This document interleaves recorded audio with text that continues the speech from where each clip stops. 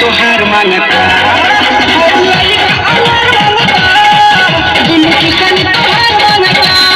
न है सार लोग तोहनी ठीक से सुनला है ना है लइकवा से अनार न मांगता तोहनी के बहनी के गाड़ मांगता लइका अनार मांगता दुनु चुसनी तोहार मांगता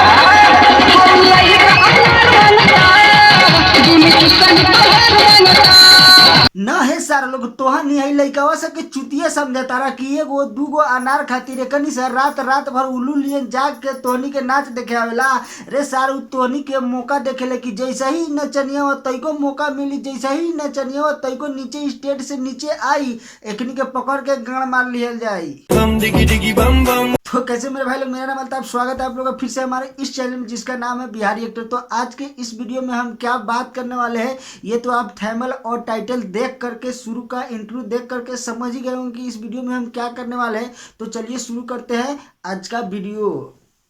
लइका अनार मांगता दुनु चुसनी तोहार मांगता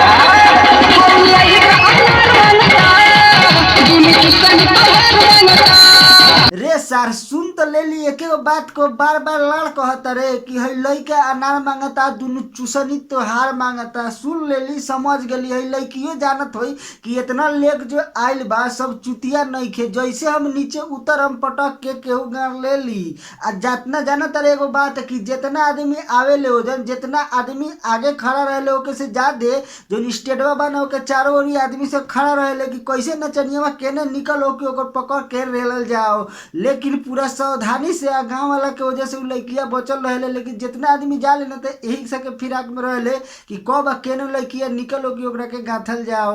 आ तू साले लार वही में भुलाव तारे है लड़का सा अनार मांगता दुनु चुसनी तोहार मांगता हमार लार मांगता तोहरी बहनिया के गाना मांगता कह तो दिलिए के बतवा के लार बार बार बोलत रे।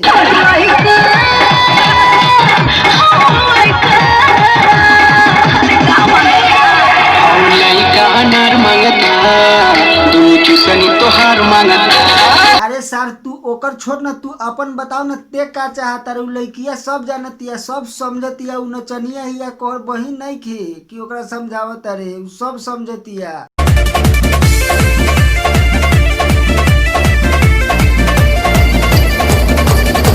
लुलिया मांगे ले लुलिया का मांगे ले।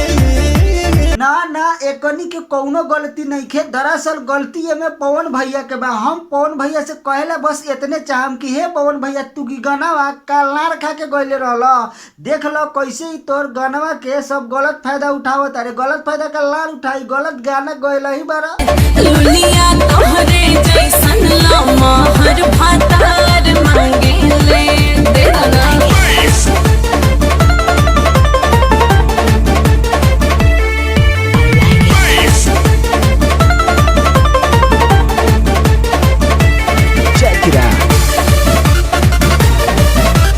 लुलिया मांगेले लुलिया का मांगेले लुलिया हमार लाड़ मांगेले ना यार सब केहू जाना था कि लुलिया जब जवान हो जाई तो का मांगी लाड़े नु मांगी तो लाड़ लगाओ तारा लुलिया मांगेले लुलिया का मांगेले लुलिया हमरे जैसा लमहर भातार मांगेले। तो सब केहू जाने जब लुलिया जवान हो जाई तो लमहरे भातार खोजी लमहरे सामान खोजी तो ई लाड़ लगा दिल देख लो कितना गलत फायदा उठाव तारे आपस में सब रगड़ा रगोर खोल तारे बीच में फुटबॉल ध दे तारे लमहर।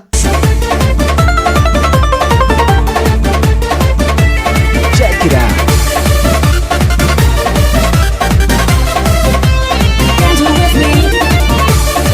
ना यार देख लो भाई लोग ऐसे कौनो डांस करल जाला कसम से कहता नहीं फुटबॉलवा के जगह पर कहीं गलती से टाड़ा मिले दोनों तरफ लम्हा इतना बड़का लकड़ी ध के आ दोनों गोटा आपस में घोपा घापी करे लागे तो लमहर खोजतिया जैसन सामान ध के खोजे के ओकरा के ऊपर नीचे चढ़ के हुमचावे लागे तो कसम से कहता नहीं दोनों गोटा के सामान स्टेडे पर फाट जाए। लुलिया तोहरे जैसन लामा हर भातार मांगे ले का हमरा जैसन सुनो ये लाल मिर्चाई कितनो तू करबू पाई पागल पवनवा या उड़त परिंदा हाथे में कबो न आई।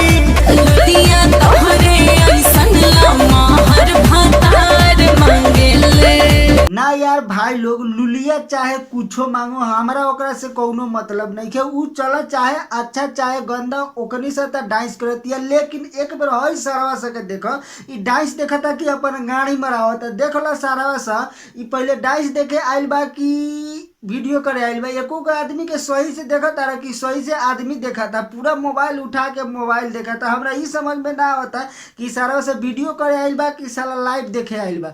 अरे सारा जब तोहनी सब लाइव देखते बारे तो वीडियो देखे के का जरूरी है रे सारा, बा साला बोका सा। बम डिगी डिगी बम बम। आज की वीडियो यहीं पे समाप्त करते हैं। आई होप कि वीडियो आप लोग के पसंद आ गई। वीडियो पसंद आ तो वीडियो के लाइक करिए, हमारे चैनल के सब्सक्राइब करके घंटा बजाई ताकि कोनो वीडियो डालम तो आप तक पहुंची सबसे पहले। वीडियो खत्म करे से पहले आप लोगों को बात बताना चाहता नहीं कि ये वीडियो सिर्फ इंजॉय और इंटरटेनमेंट पर्पज के लिए बनावल जाएगा और आप लोग के हंसे खातिर और हंसावे खातिर बनावल जाला, ना कि केहू के भावनाओं से खेले खातिर और केहू के दिल के ठेस पहुंचावे खातिर। तो चला तानी फिर से मिल जाइए नेक्स्ट वीडियो में, जो वीडियो बहुत ही गड़फार हो। Thanks for watching, bye by.